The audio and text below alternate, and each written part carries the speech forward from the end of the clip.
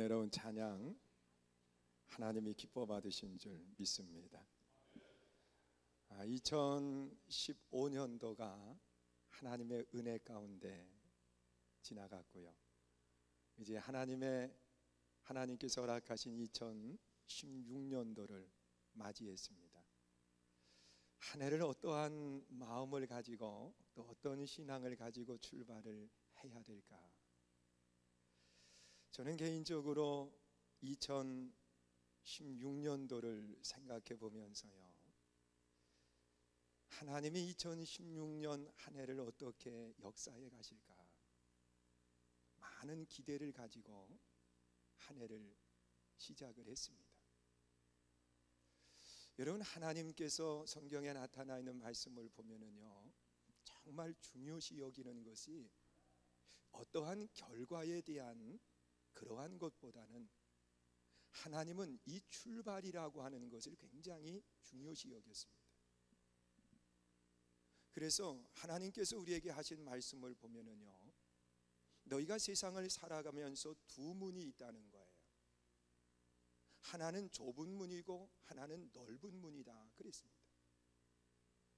여러분, 문으로 들어간다라고 하는 것은 첫 시작을 말하는 거지요. 이 좁은 문으로 들어가는 사람의 결과는 생명으로 인도함을 받게 될 거고, 이 넓은 문을 좋아해서 넓은 문으로 들어가는 사람은 영원한 형벌 가운데로 내려가게 될 것이라고 말씀을 하시지요. 어떤 문으로 들어가느냐가 중요하다는 거예요. 여러분, 죄라고 하는 것도 성경에 나타나 있는 말씀을 보면 이 죄라고 하는 단어를 하마르티아라고 하는 단어를 사용을 합니다. 이 하마르티아는 이 관역에서 화살이 벗어났다라고 하는 뜻을 가지고 있습니다. 그런데 이 화살이 관역에 맞은 것만 우리가 관심을 갖거든요. 그런데 이 화살이라고 하는 것은 관역을 향해서 처음 방향이 어떻게 설정됐느냐에 따라서 그 화살은 관역에 맞기도 하고 벗어나기도 하는 거예요. 이 활에서 떠난 화살은요, 절대로 방향을 바꿀 수가 없습니다. 그래서 처음 출발할 때 어떤 방향을 가지고 출발했느냐가 죄의 문제도 결정을 하게 된다는 거예요. 여러분, 2016년도를 살아가는 우리들이 이제 한 해를 다 맞춰가는 시점에서 내가 이렇게 살아서는 안 될 건데 그러면서 후회하는 것이 되어서는 안 되잖아요. 그러려고 하면 오늘 우리가 출발하는 이 시점에서 내 삶의 방향을 어떻게 정하느냐가 한 해의 삶을 마치면서 후회가 되기도 하고 후회하지 않는 그런 아름다운 삶을 살아갈 수 있다는 겁니다. 나는 오늘 여러분들이 삶의 방향을 분명하게 정할 수 있는 믿음의 귀한 삶이 될 수 있기를 주의 이름으로 축원합니다. 그런데 우리가 이 삶의 방향을 정한다라고 하는 것, 우리 한번 잘 생각해 보세요. 이 삶의 방향을 정할 때 내가 기준으로 삼아야 될 것이 무엇이냐는 거예요.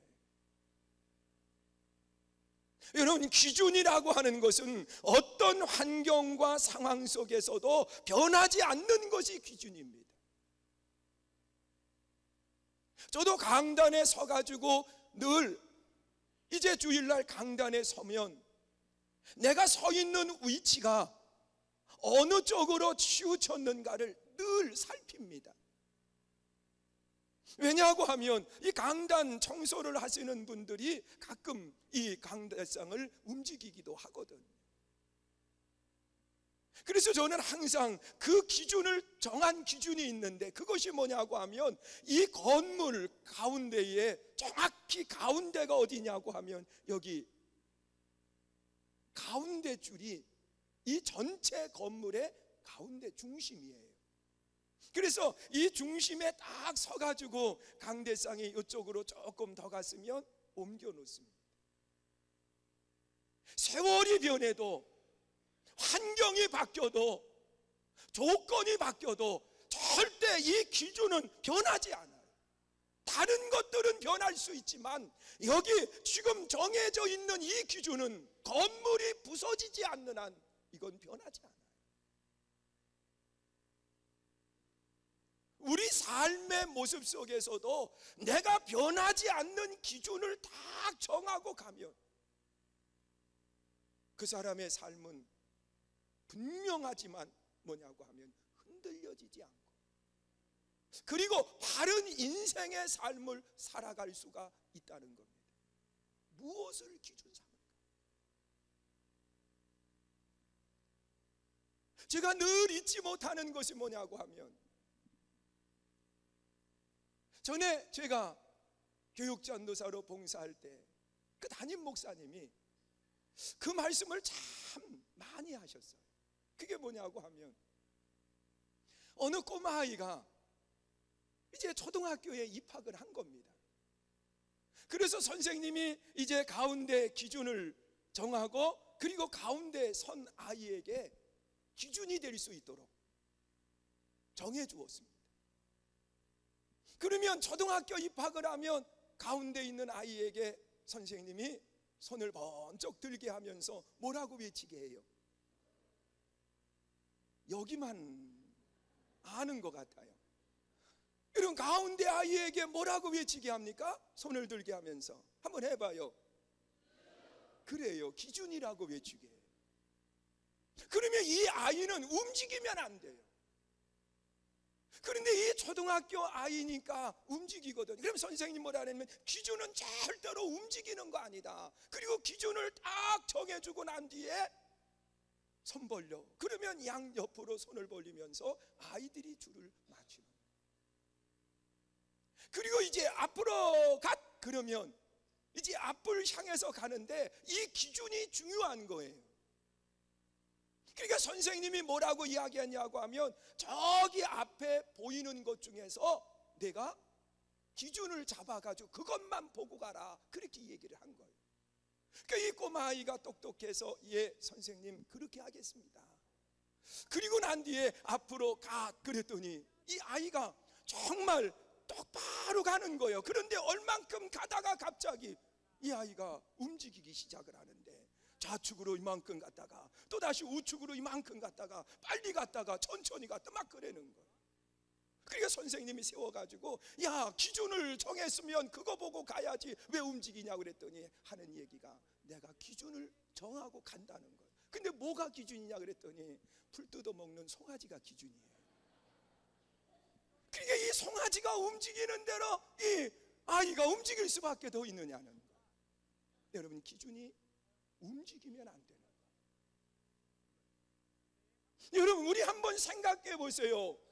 어느 사람은 내 인생의 기준은 그래도 권력이 있어야 내가 든든히 설 수 있다, 권력을 기준 삼아서 달려가는 사람이 있습니다. 여러분, 권력은 변하게 돼 있습니다. 우리나라도 보면 대통령이 한 사람이 늘 그 사람이 대통령이 아니에요. 시간이 지나면 또다시 다른 분이 대통령이 돼요. 바뀌어요. 권력은 변해요. 어느 사람은 물질을 기준으로 삼습니다. 그런데 이 물질도 우리 한번 생각해 보세요. 늘 그대로 있습니까? 여러분, 많이 가질 때도 있지만 어느 날 보면 다 손에서 떠나가는 날도 있습니다. 여러분, 세상에 어떤 것도 변하지 않는 것이 없다는 사실이에요. 오직 하나님의 말씀은 변하지 않는다고 말하고 있어요. 믿으세요? 그래서 내 삶의 기준을 무엇으로 삼아야 되느냐고 하면, 권력도 아니고 또한 내 삶의 경험도 아니고 물질도 아니고 하나님의 말씀을 내 삶의 기준으로 삼을 수 있어야 돼요. 그래서 2016년도 이 선교중앙교회가 기도하면서 함께 달려가고자 하는 것이 뭐냐고 하면, 말씀이 점점 왕성해지는 아름다운 교회의 모습을 가져야 되겠다. 그래서 하나님의 말씀이 점점 왕성해지는 교회다, 그 표를 가지고 우리가 한 해를 출발을 했습니다. 여러분, 하나님의 말씀이 내 인생의 기준이 되고 내 삶의 그 변하지 않는 기초가 돼야 되는데, 이 하나님의 말씀을 통해서 내 삶을 아름답게 만들어 가야 되는데, 그러려고 하면 이 하나님의 말씀이 어떤 것인가를 우리가 바로 알아야 돼요. 믿으세요? 자, 보세요. 이 하나님의 말씀에 대해서 뭐라고 이야기하느냐? 시편 19편 7절로 8절 말씀이에요. 우리 7절 한번 읽어보세요. 읽습니다. 시작.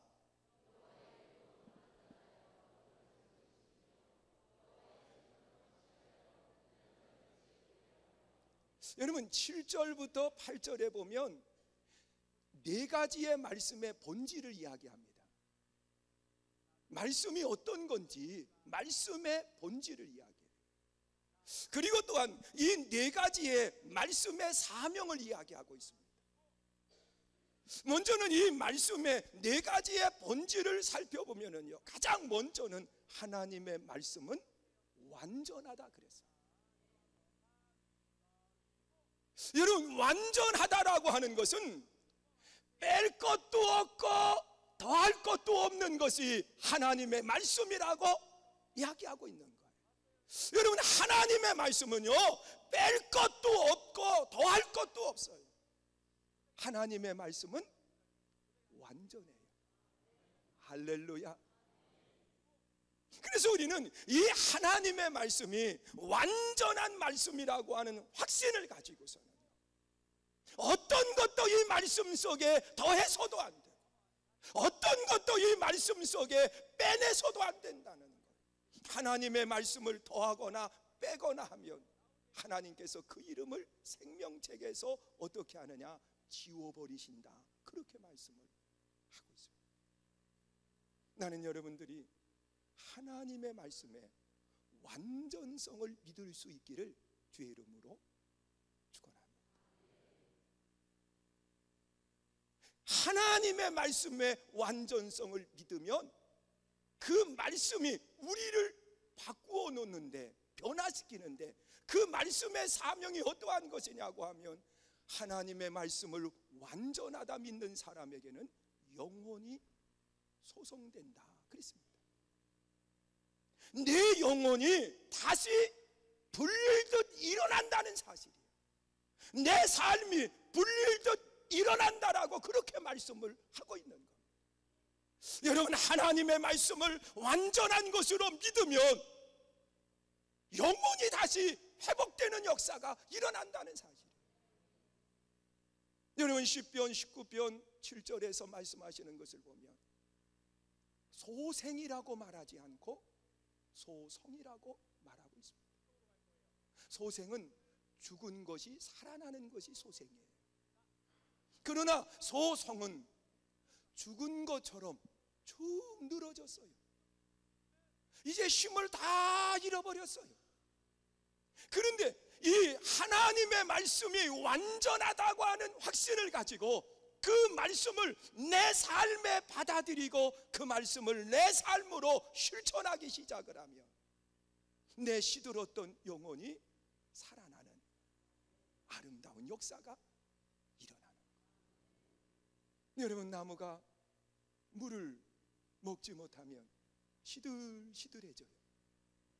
그러면 그 시들시들한 그 나무에 물을 한번 쫙 뿌리면은요, 아주 신기하게 그 나무가 다시 회복이 되면서 그 푸르름을 자랑하는 그런 모습으로 바꿔지는 거예요. 이와 같이 하나님의 말씀이 완전하다고 하는 확신을 갖는 사람에게 하나님께서는 영혼을 다시 불듯 일으켜 주시는 놀라운 역사가 일어난다는 것 믿으십니까? 그리고 또한 이 하나님의 말씀에 대해서 뭐라고 말씀하시느냐? 두 번째로는 하나님의 말씀은 확실하다. 할렐루야. 여러분, 하나님의 말씀은 감추어진 것이 하나도 없습니다. 어떤 때는 성경을 읽다가 하나님 요 정도는 감추어 주시지, 이것까지도 다 그대로 말씀하시면 어떻게 하느냐고 그러면서 읽을 수밖에 없는 부분들이 여러 군데 있어요. 여러분, 창세기 12장에 보면 하나님이 아브라함을 부르십니다. 그래서 이 아브라함에게 하나님께서 부르시면서 뭐라고 말씀하시느냐고 하면, 너 살던 고향 그곳을 떠나라. 그러면 내가 너에게 믿음의 조상이 되게 하고 복의 근원이 되게 해주시겠다 그랬습니다. 그러면 이 믿음의 조상, 복의 근원이라고 이야기하면 하나님께서 이 아브라함에 대해서 좋은 것만 많이 기록해야 되잖아요. 그런데 출발서부터 이 아브라함의 잘못된 것을 하나님이 그대로 기록을 하신 거예요. 그게 뭐냐고 하면, 하나님의 부르심을 받고 고향을 떠났는데 흉년이 들었어요. 어려움을 만난 거예요. 그러니까 애굽으로 내려가면서 애굽에서 생활을 하면서 보니까 자기가 함께 살고 있는 아내가 너무 이쁜 거예요. 그래서 이 아내로 인해서 자기가 죽을까 봐 이 아내 사라를 왕에게 바칩니다. 뭐 이런 것을 뭐하러 기록을 했을까 생각을 해봐요.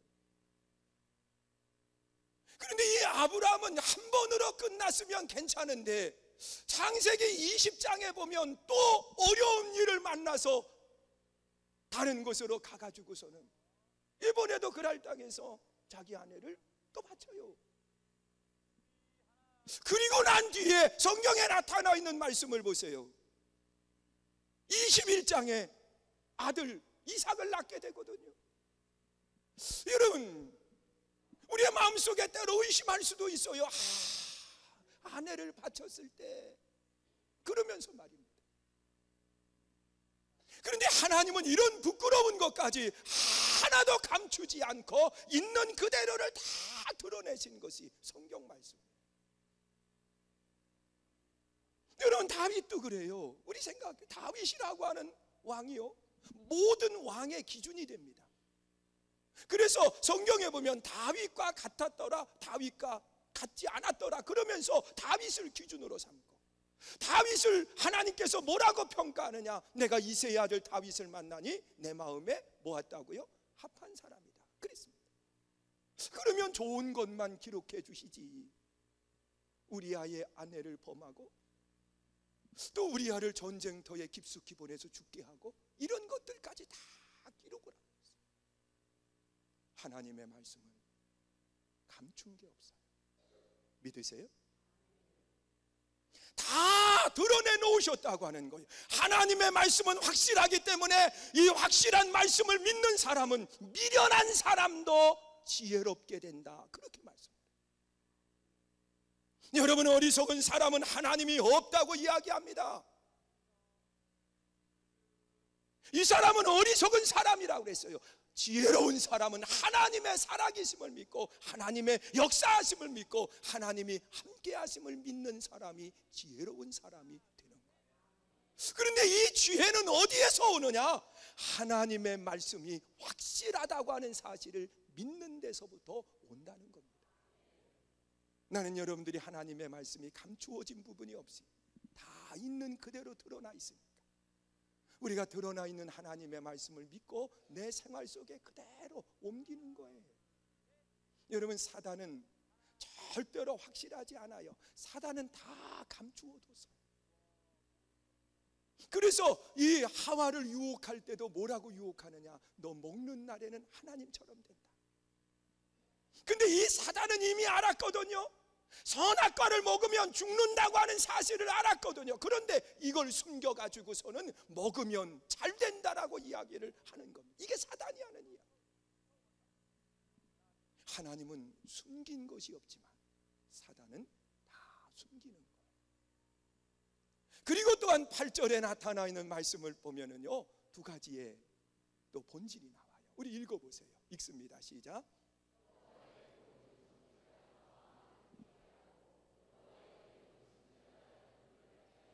여러분, 하나님의 말씀은 뭐하다고요? 정직하다 그랬어요. 정직. 이 정직하다라고 하는 것은 하나라는 겁니다. 하나야. 둘이 아니라는 거야. 그래서 하나기 때문에 우리는 마음에 염려할 것이 없어요. 마음에 근심할 것이 없어요. 그래서 하나님의 말씀은 정직하기 때문에 마음을 어떻게 해요? 기쁘게 한다 그랬습니다. 여러분, 사람이 근심하는 이유 중에 하나가 뭐냐고 하면 좌측으로 갈까 우측으로 갈까, 이거 고민하면 마음에 근심이 생겨요. 여러분, 주일날 아침에 교회를 갈까 말까, 그거 생각하면 마음에 근심이 생겨요. 그런데 우리는 뭐냐? 그냥 하나예요. 하나예요. 믿으세요?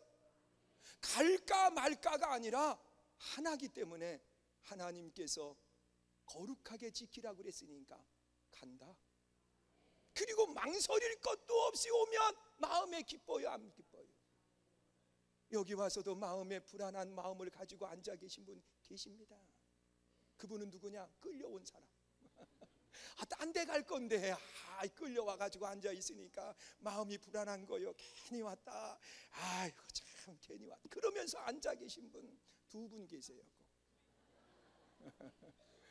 여러분 보세요. 우리가 예수 믿으면서 하나님의 말씀의 정직함을 믿을 수 있기를 축원합니다. 하나예요. 하나예요. 세월이 지나도 하나, 환경이 바뀌어도 하나, 그리고 조건이 아무리 좋아져도 하나입니다. 하나예요. 정직이에요. 정직. 우리가 이 믿음의 확신이 있으면 마음에 기쁨이 생겨요. 믿을 수 있기를 주의 이름으로 축원합니다. 그리고 또한 네 번째 말씀의 본질은 뭐냐? 하나님의 말씀은 순결하다 그랬습니다. 순결하다고 하는 것은 깨끗하다는 거예요. 그래서 이 하나님의 말씀이 순결함을 믿는 사람들에게는 눈이 뭐 한다고요? 밝아진다 그랬어요. 할렐루야. 여러분, 하나님의 말씀이 깨끗해요. 가려진 게 없어요. 탁하지 않아요. 더럽지 않아요. 그렇기 때문에 이 더럽지 않은 하나님의 말씀, 순결한 말씀을 받아들이고 내 것으로 삼으면 눈이 밝아져 가지고 남들이 보지 못하는 그것을 바라보고 가게 돼요. 오늘도 오면서 보세요. 오늘도 오면서 보세요. 나는 지금까지 여기에 살면서 이런 날은 처음 봤어요. 왜냐고 하면 아직도 뭐가 안 거쳤어요. 안개가 안 거치고 아직도 안개가 있어요. 아직도 안개가 있어요. 안개가 쫙 끼고 나니까 가장 먼저 오는 것이 뭐예요? 시야가 어두워지는 거예요. 혼탁한 것이 있으니까 시야가 어두워져서 운전할 때 긴장을 하게 되고 조심하게 되잖아요. 그런데 이것이 싹 걷어지면 눈이 환해 밝아지는 거예요. 여러분, 하나님의 말씀은 순결해요. 깨끗해요. 그래서 그 깨끗한 하나님의 말씀이 내 안에 담겨지면 우리는 눈이 확 뜨여져서 볼 것을 보는 역사가 일어나는 거예요. 여러분, 남들이 못 보는 것을 보면 얼마나 행복한지 몰라요. 얼마나 좋은지 몰라요. 벌써 10년 가까이 됐어요. 지금 우리가 예배하는 이 성전터가 조그마한 야산이었습니다. 야산이었어요. 여기에 부활주일날 그 고난주간 연극을 했어요. 그래서 십자가를 지고서는 저 길 건너에 우리 교회가 있었는데 십자가를 지고서는 길 건너서부터 여기 행진을 한 겁니다. 그래서 이 산 언덕에다가 십자가를 다 세우고 그리고 거기에서 십자가에 달려 죽으시는 예수님의 그 모습을 그대로 재현을 한 겁니다. 그리고 난 뒤에 여기에 하나님의 성전이 지어질 수 있게 해주세요. 그리고 기도했는데 하나님이 그 기도를 들으시고 이 산 그것이 싹 깎여지더니 여기에 선교중앙교회 터가 된 거예요. 믿으세요? 그냥 못 봤어도 본 것처럼 끄덕여 주시면 돼요. 사실이니까. 근데 그 당시에는 여기에 성전이 지어질 수 있을 거라고 하는 생각을 아무도 못했어요.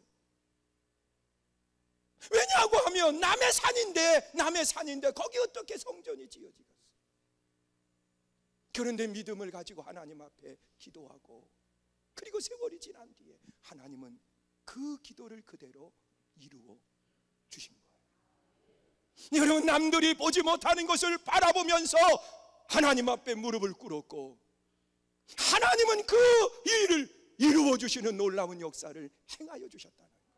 나는 여러분들이 이 순결한 하나님의 말씀을 그대로 믿으시면서 눈이 밝아져서 2016년도 바라볼 것을 보는 귀한 역사가 있기를 주님의 이름으로 축원합니다. 여러분, 하나님의 말씀의 본질을 보세요. 하나님의 말씀은요, 변하지 않아요. 완전해요.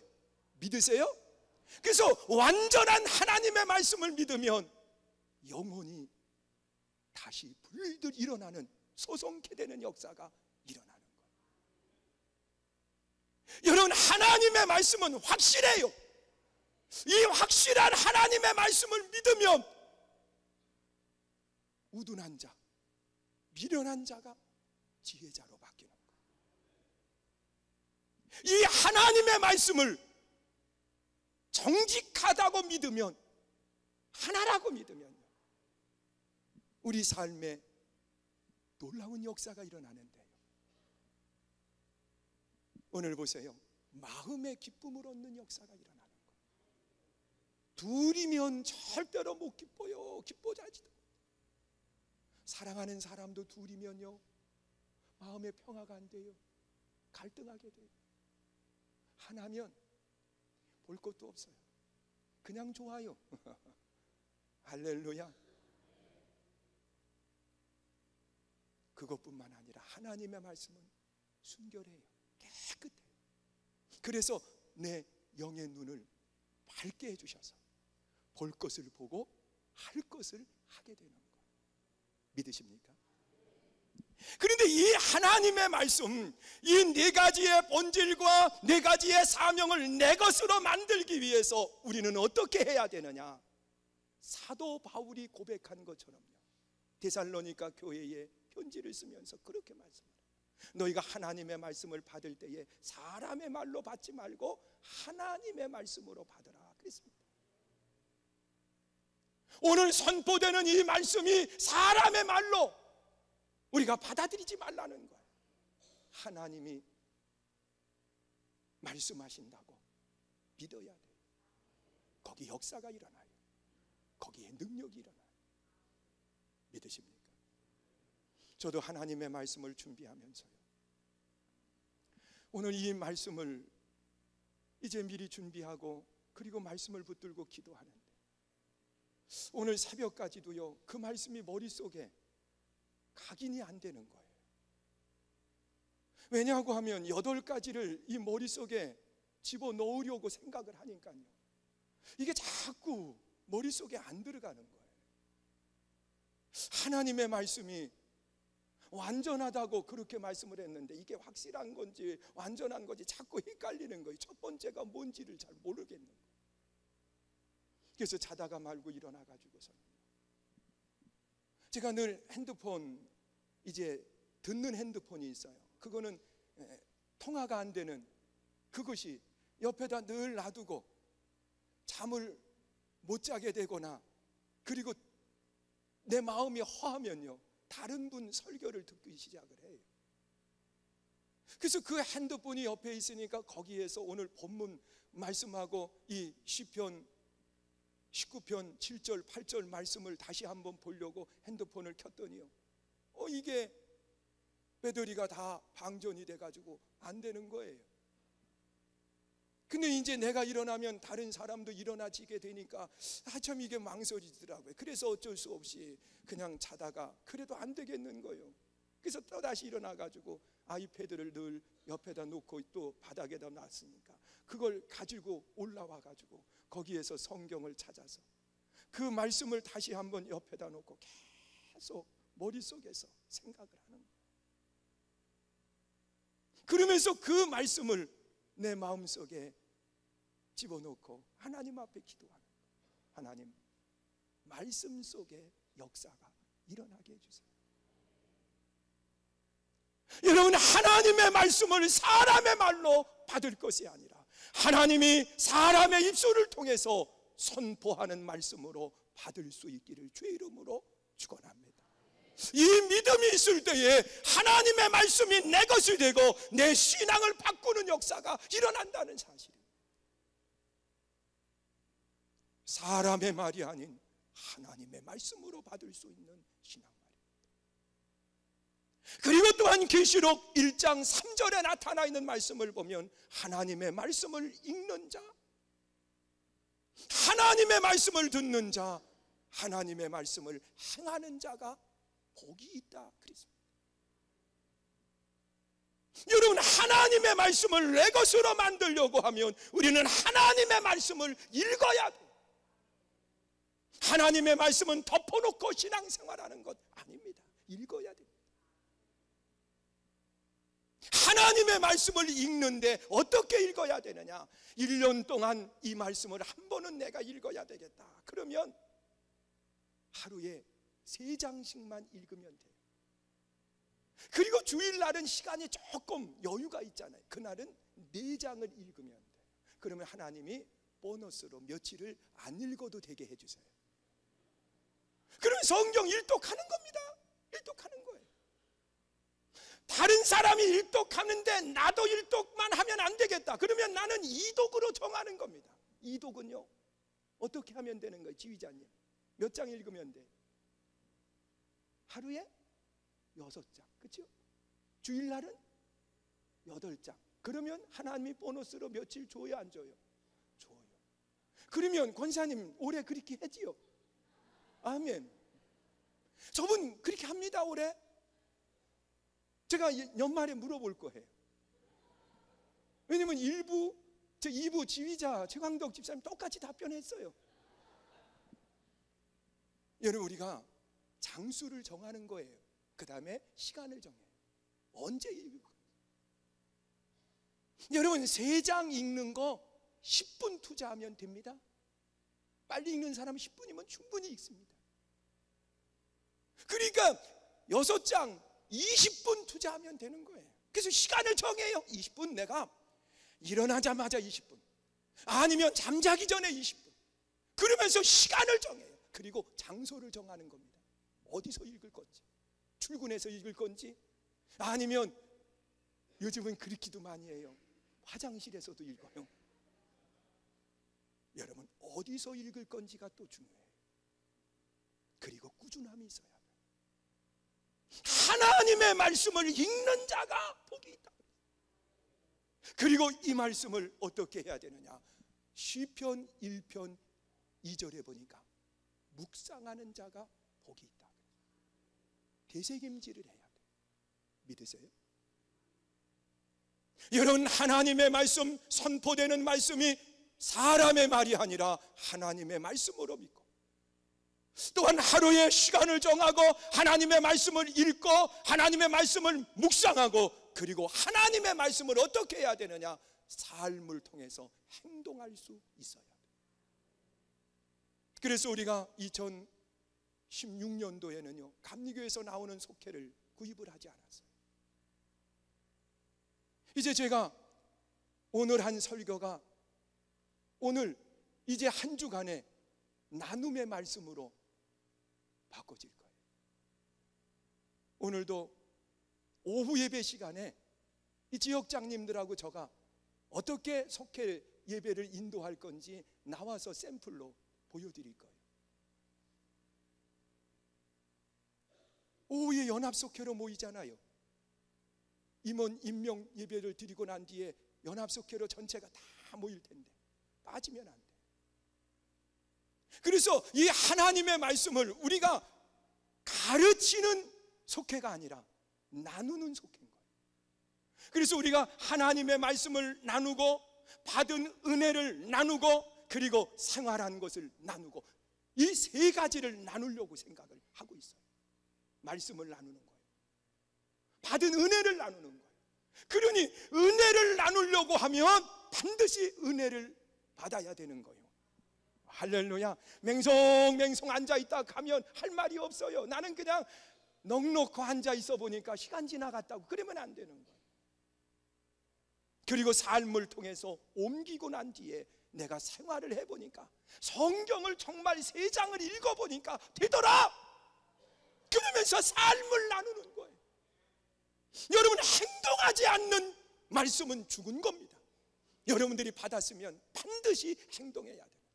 2016년도는 하나님의 말씀이 점점 뭐하는 교회? 왕성해지는 교회. 교회라고 하는 것은 건물을 이야기하는 것이 아니라 구원받은 사람들의 모임을 이야기하는 거거든요. 그러니까 여러분 한 사람 한 사람이 하나님의 말씀으로 왕성해가는 아름다운 신앙인이 다 되시기를 주의 이름으로 축원합니다. 이 시간 우리 함께 찬양합니다. 우리 말씀 붙들고 함께 찬양하고 기도하는데, 주님이 주신 땅으로 한 걸음씩 나아갑니다. 우리 함께 찬양하고요, 우리 통성으로 함께 기도하는 시간을 갖습니다.